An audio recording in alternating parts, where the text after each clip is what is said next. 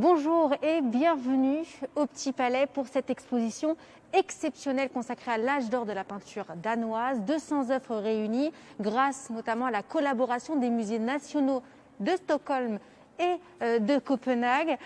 D'ailleurs, cette exposition, elle est itinérante, elle est passée par ces deux villes avant de poser ses valises ici, à Paris. Bonjour Christophe Fleuribaud. Bonjour Myriam. Merci beaucoup de nous accueillir. Vous êtes le directeur du Petit Palais et puis l'un des commissaires de cette exposition. Alors, rappelons-le peut-être, l'âge d'or danois, c'est la première moitié du 19e siècle, 1801-1864. Et c'est une période de crise, de chaos, instabilité politique, territoriale, économique. Et pourtant, c'est sur ce terreau-là que la culture, que la peinture va prendre son essor.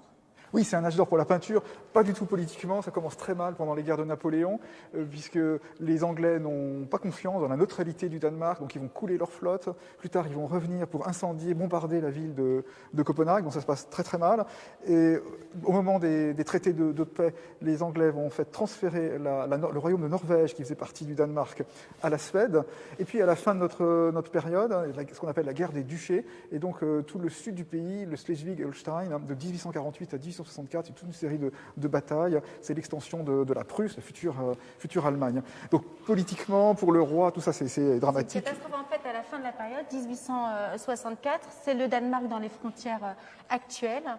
Et pourtant, on le dit. Alors, on a choisi ce tableau pour commencer cette visite qui nous montre le marché de Copenhague. En quoi, déjà, il amorce cet âge d'or ? Alors on voit justement une ville très paisible, très sympathique, qu'il est d'ailleurs vraiment resté, ça n'a pas beaucoup bougé, il y a toujours cette flèche incroyable de l'ancienne bourse avec ces torsades de dragons, et surtout une société qui se veut assez apaisée. Il s'agit maintenant de reconstruire le pays, de recréer de l'activité. Et puis les peintres font partie de ce concert en initiant une peinture très douce, très colorée, une très très belle lumière, très précise aussi. Oui, une attention aux détails, aux jolies couleurs, etc. Et c'est ce qu'on va retrouver dans toute l'exposition. C'est une ville de 100 000 habitants, très petite. Il y a des grands écrivains, Andersen, philosophes, Kierkegaard, des scientifiques, Ørsted, l'inventaire de l'aluminium, et puis toute une communauté de peintres qui se rallient derrière un grand maître. Et c'est pas hasard, la vie quotidienne va être quelque chose de très très inspirant en fait pour ces artistes. Alors on l'a dit, à peu près 200 œuvres sur l'ensemble de cette visite, et vous avez fait un choix, celui de ne pas les classer par artiste, mais les classer par thème. On va parler de la nature, on va parler de la place de l'enfant. Et puis, alors là, c'est peut-être la petite exception, c'est la salle dans laquelle on rentre. Un nom qui est très important, s'il fallait en retenir qu'un seul dans cette période, c'est Christopher Eckersberg. Alors lui, c'est presque par lui que tout va commencer finalement. Bien sûr, c'est vraiment le grand maître de la peinture danoise. C'est lui qui, il y avait bien sûr des artistes avant, mais c'est lui qui révolutionne, qui crée véritablement une école danoise. Il va d'abord en 1810 à Paris, c'est la capitale de l'Empire, Napoléon. Il suit les cours du peintre le plus connu de l'époque, Jacques-Louis David. Mais très vite, il va aller en Italie, à Rome, sur les traces des anciens, de l'histoire romaine. Mais au lieu de représenter ces scènes-là, il va se mettre à décrire la ville à travers des petits tableaux, des vues extraordinairement attachantes de la ville, qui a un regard très, très particulier. Qu'est-ce que déjà celle-ci, donc là le Colisée, dit de la peinture danoise là ? Quels sont les mots-clés qu'on pourrait associer à ce tableau ? C'est une vue à la fois très construite, 3 petits paysages à travers ces arcades. On reconnaît des monuments, le Quirinal ou Saint-Pierre-aux-Liens.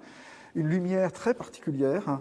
Évidemment, les Danois sont très sensibles à cette lumière italienne si différente de celle du Nord. Et en même temps, beaucoup de poésie dans les herbes, etc. Enfin, tout ça se compense pour donner des tableaux très, très originaux et qui vont avoir tout de suite beaucoup de succès. Quand Eckersberg rentre au Danemark, il va tout de suite il va devenir professeur à l'académie, il va vraiment impressionner beaucoup ce qui vont devenir ses élèves, des véritables disciples. Oui, parce qu'en fait, ces toiles qu'il va rapporter d'Italie, il y en aura une trentaine, il va les mettre dans ses ateliers, ses élèves vont s'en inspirer avec une eau de voyage, en les initiant au fait d'aller voir, poser leur regard ailleurs pour alimenter leur peinture, mais il va aussi apporter d'autres innovations. Oui, de l'atelier de David, il rapporte cet enseignement du modèle, dessiner des modèles vivants, alors que dans cette ce Danemark très prude, hein, très luthérien.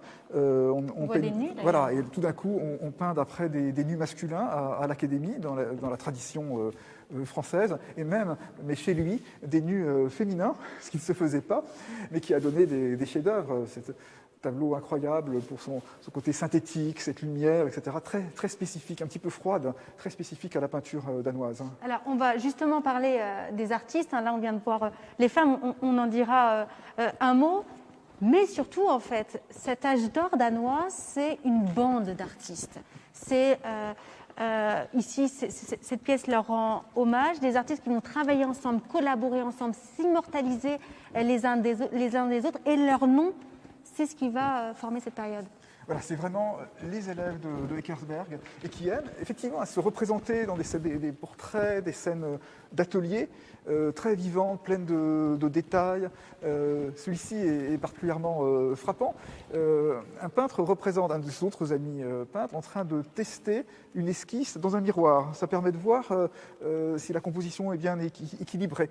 Alors, on voit bien que c'est un miroir en face, hein, parce qu'il est en deux parties. Puis on a le dessin préparatoire pour le portrait. Enfin, on a plein de choses. Même un petit graffiti avec deux chiens qui se disputent un bout de tissu. Et en même temps, un tableau admirablement cadré, très structuré, enfin, qui vraiment apporte à une vision très nouvelle. Je ne pense pas qu'on ait jamais représenté auparavant, effectivement, ce moment où l'artiste essaie de tester cette esquisse. Il y a un côté coulisses, en fait. Hein. On veut tout montrer, finalement, et même les scènes les plus simples, celles qu'on ne montrait pas autrefois, avec un soin du détail quand même qui est...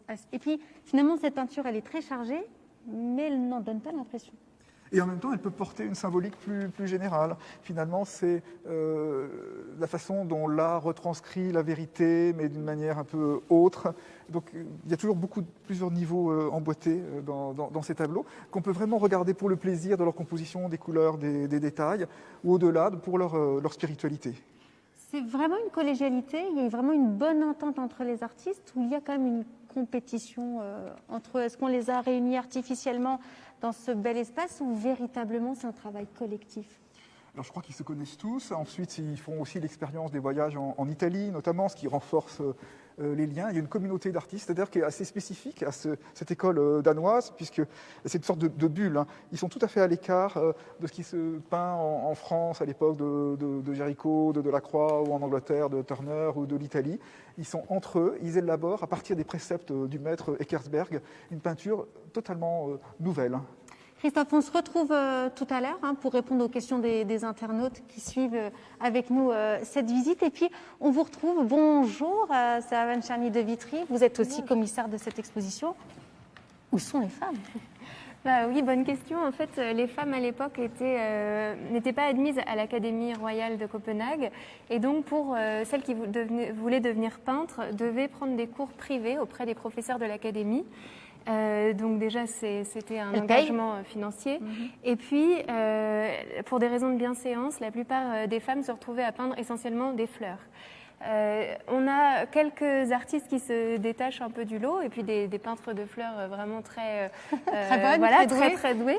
Mais malheureusement, elles ont beaucoup dû abandonner leur carrière, parce que c'était pas une époque très facile, féministe, pour elles.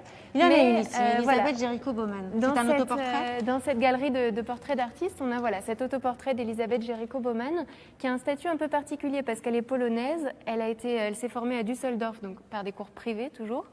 Mais elle a épousé le sculpteur Géricault, donc qui est un sculpteur danois. Donc elle a vécu au Danemark et elle a vraiment une carrière pour le coup assez libre.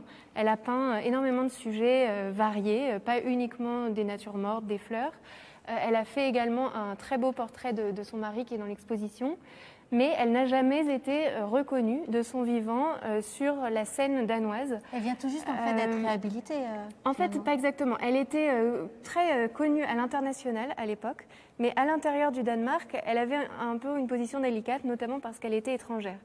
Et une exposition il y a 30 ans sur l'âge d'or danois ne montrait pas Elisabeth Géricault-Baumann comme faisant partie de cet âge d'or, alors qu'aujourd'hui, on considère vraiment qu'elle fait partie de la même bande.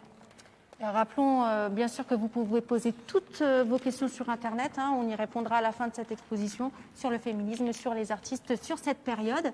Alors, juste avant de passer à la salle suivante, j'aimerais qu'on s'arrête juste un instant sur cette photo parce qu'en fait, pourquoi c'est un âge d'or et pourquoi aussi il y a ce vent de liberté qui souffle, c'est qu'avant, il n'y avait que les commandes royales. Là, il y a quand même une bourgeoisie qui est en plein essor et donc des commandes privées qui vont apporter aussi un souffle nouveau. Oui, exactement. C'est grâce notamment à ces grandes familles de bourgeois, d'industriels, enfin de bourgeois marchands ou plus tard industriels qui vont faire des commandes aux artistes. Et ici, on voit un exemple de la famille Amrich qui a commandé un très grand tableau dit de canapé, parce qu'on les mettait au-dessus des canapés, Qu'on verra plus tard. à Skovgard, qu'on retrouve un peu plus loin dans l'exposition. En fait, et puis on voit aussi qu'il y a plein d'autres petits tableaux qui font partie de... des portraits de famille, des scènes de famille. C'est l'objet en fait de cette nouvelle salle qui s'offre à nous. C'est un moment où on immortalise en fait les membres de sa famille. Oui, ces commanditaires commandent beaucoup de tableaux de famille. Alors, notamment des tableaux où on se montre en famille avec ses enfants. C'est des tableaux qu'on accrochait chez soi, comme ça tous les visiteurs pouvaient voir qu'on avait une grande famille dont on s'occupait. Donc on montre souvent les enfants dans les bras des parents ou en train de toucher leur mère.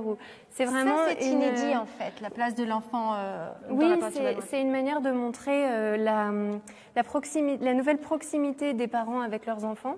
Et aussi le nouveau regard qui est posé sur l'enfance, à la suite des idées de Jean-Jacques Rousseau à la fin du XVIIIe siècle, qui dit l'homme naît fondamentalement bon, et puis c'est la société qui le corrompt.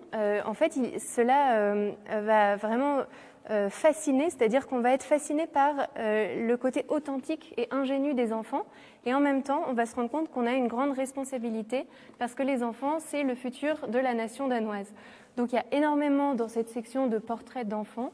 Comme quand même incroyable. Voilà, ce petit portrait d'Élise Kopke, qui est une jeune fille qui a l'air à la fois effectivement peut-être assez naïve, ingénue, et qui en même temps a un regard très profond. Et surtout, on sent derrière une individualité. C'est-à-dire que ce n'est pas juste un portrait d'enfant, c'est déjà un portrait d'Élise Kopke, enfant, et qui frappe vraiment. Quand on est devant le tableau, en tant que spectateur, on a l'impression, un peu comme le regard de la Joconde, qu'elle nous scrute, que si on se promène devant, elle nous suit du regard. Et ça, c'est assez fascinant. Et puis ce tableau est merveilleux parce qu'elle a une bouille aussi vraiment intéressante. Je peux pas vous couper ça, Van, tant vous avez raison, parce qu'effectivement là, on a vraiment le sentiment qu'on va s'arrêter sur ces enfants-là, on va les observer et puis on va donner tout leur caractère, comme on l'aurait fait pour des adultes. Et j'ai aussi une question à vous poser, c'est que est-ce que s'il y a autant de représentation des membres de la famille, c'est parce qu'à l'époque, il n'y a pas trop la photo finalement? Oui, là on avait des portraits qui dataient d'avant le procédé photographique qui est inventé en 1839. Et on a beaucoup de portraits des années 1820, 1830. Alors bien sûr, on va aussi au-delà. Mais c'est justement quelque chose qui est assez fascinant dans un certain nombre de tableaux. C'est que même si la photographie en est que à ses tout débuts, ou même si elle n'est pas encore inventée, il y a beaucoup de tableaux qui rappellent la photo ou qui préfigurent d'une certaine manière le regard photographique. Que ce soit dans la minutie, les détails, donc ça bien sûr, on restitue vraiment la réalité, mais surtout aussi par les cadrages qui rappellent la photo. Comme la gondole. Parfois même la caméra cinématographique. Par exemple, ici, la gondole de Julius Exner, où en fait, on est un peu comme avec une caméra embarquée à l'intérieur d'une gondole. Le peintre s'est installé à l'intérieur et du coup, le toit de la gondole forme un peu comme un petit nid, un cocon, au sein duquel se trouve le peintre et donc nous en tant que spectateurs, et qui ouvre vers une vue de Venise. Ça, c'est des procédés vraiment très originaux en peinture et qui sont assez novateurs pour l'époque. Alors, est-ce qu'on peut dire aussi que dans cette peinture, on retrouve tous les mots-clés qu'on dit jusqu'ici? Il y a une question de lumière, il y a une question de cadrage, de perspective, de coulisses, de vie quotidienne. On a quand même un beau palmarès là de... Oui, c'est vrai.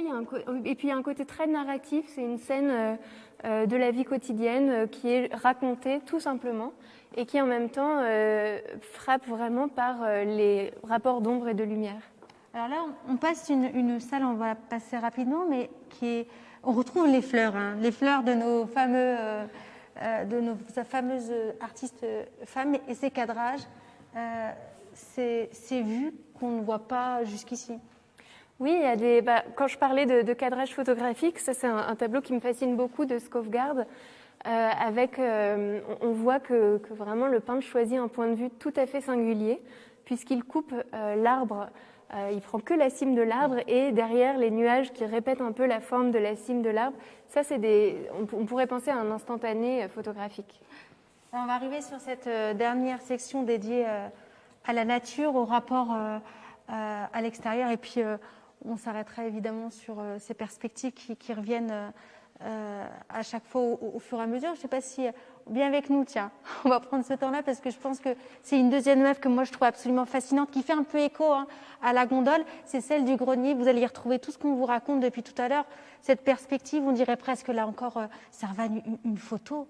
Oui, puis c'est toujours assez étonnant de représenter au premier plan un seuil, un cadre, un encadrement de porte, alors qu'on pourrait imaginer que le peintre peint uniquement le paysage et les personnages. En fait, il place au premier plan une sorte de sujet annexe qui est simplement l'encadrement de porte à travers lequel on voit un paysage. Et ça, c'est vraiment intéressant. Ça lui permet de faire des effets de lumière avec la lumière qui passe sous la porte, qui se dépose sur les planches qui sont posées devant la porte du grenier.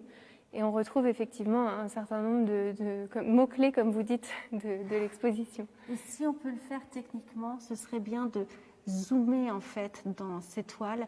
Vous y verrez le détail. Regardez entre les doigts de cette jeune fille. Je ne sais pas si c'est un tricot, des aiguilles. Tout est précision et finesse aussi dans cet art danois. Mm-hmm. Et les peintres partaient aussi peindre en plein air. Donc on voit un certain nombre de tableaux qui sont vraiment peints en plein air avec... les artistes partaient avec leur paquetage, leurs petits tabourets, tous leurs ustensiles pour peindre sur le motif.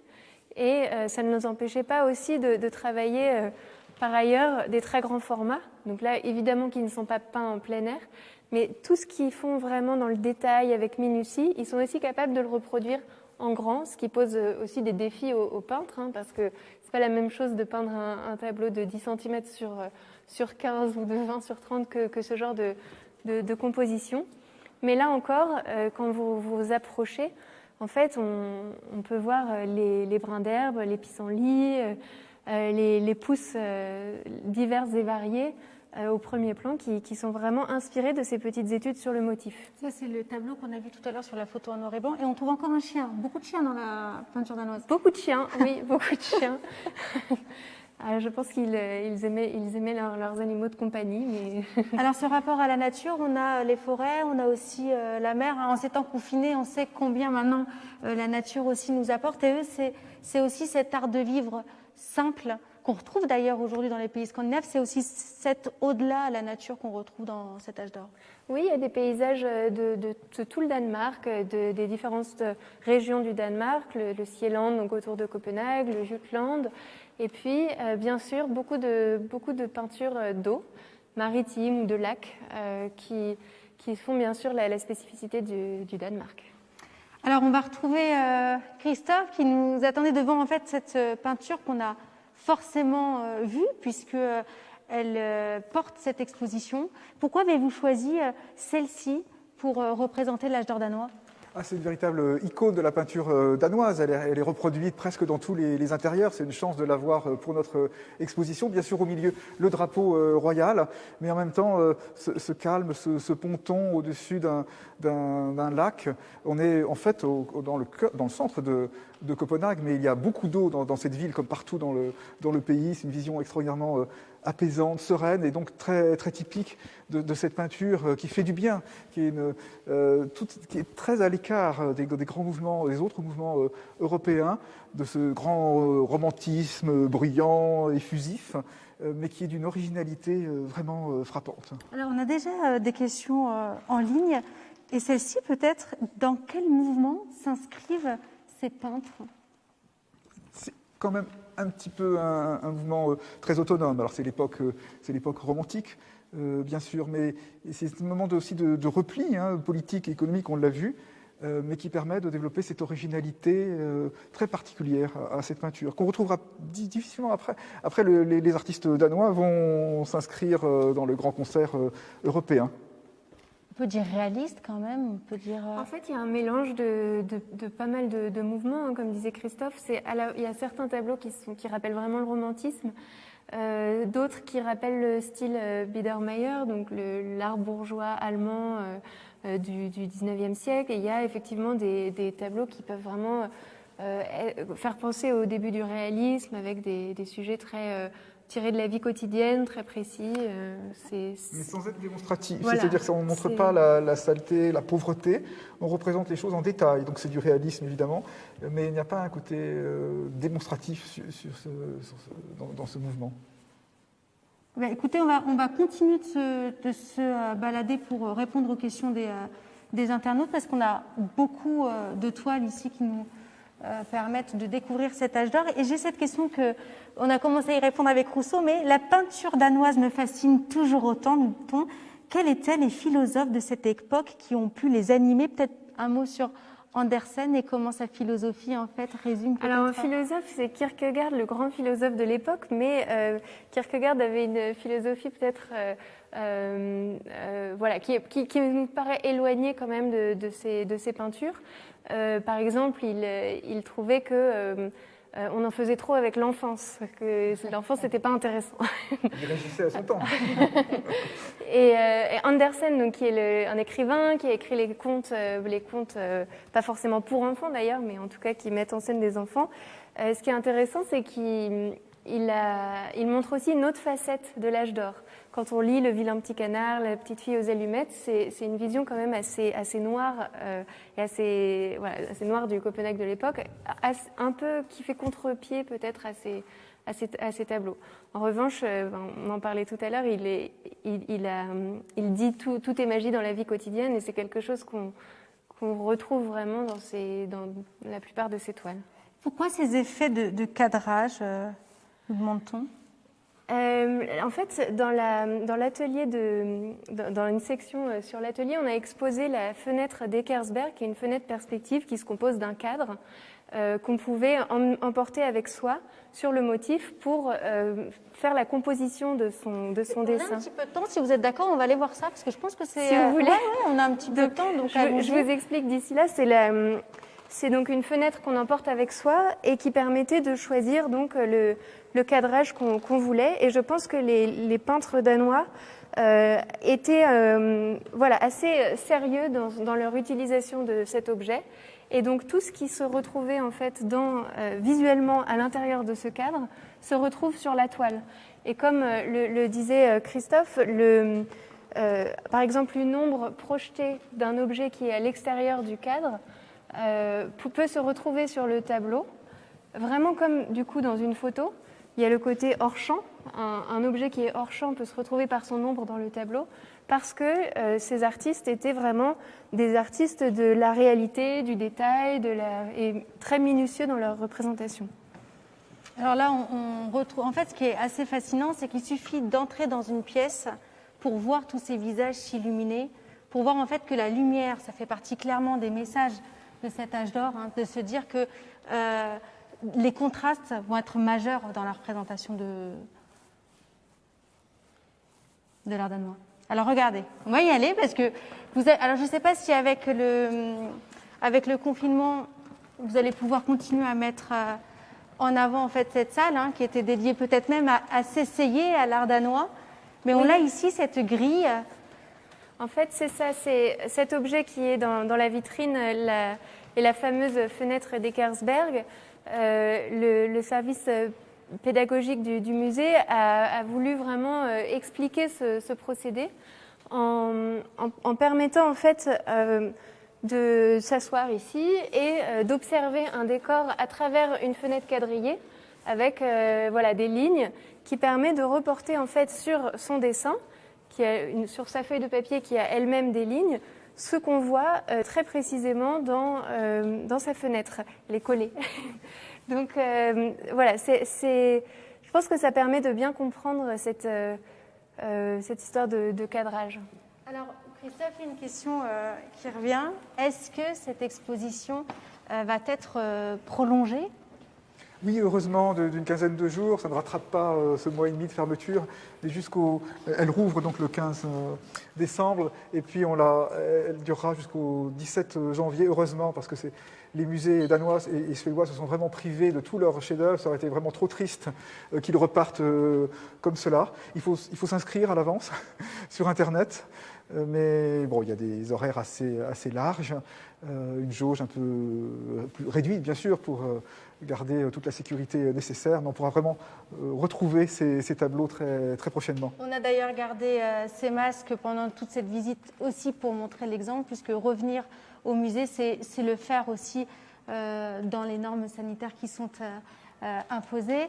Merci à vous deux d'avoir été avec nous, Christophe Lebeau. Peut-être, les Ribauds, je vous propose peut-être de terminer dans une salle de l'exposition, parce qu'en fait, pourquoi se priver de tant de beauté? Alors, peut-être, si vous voulez, je sais que vous l'aimez beaucoup, on peut se dire un mot, Christophe, sur cette peinture. Alors, que vous aimez tant. un autre atelier d'artistes, très grand format, vous voyez, avec ce sujet, et puis à la fois des touches amusantes, comme ce chien dans le bac de glaise, et puis des aspects très abstraits au-dessus, ces fenêtres de l'atelier, avec cette toiture, et puis cette lumière à travers le store. On va presque vers l'abstraction, curieusement, avec un tableau de cette manière, mais qui est un grand format, très, très ambitieux, et qui montre aussi l'idée que se faisaient les artistes de cette révolution dont ils étaient véritablement porteurs dans cette ville de Copenhague, un peu excentrée dans le nord de l'Europe et si brillante.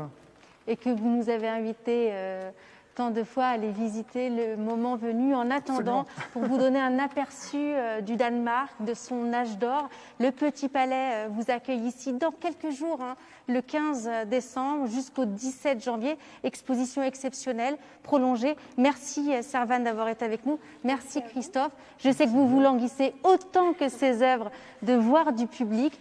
Venez au rendez-vous et je vous le rappelle, ce sont les musées de Paris, c'est gratuit pour les mineurs. Venez en famille découvrir cet âge d'or danois. Merci beaucoup d'avoir été avec nous aujourd'hui.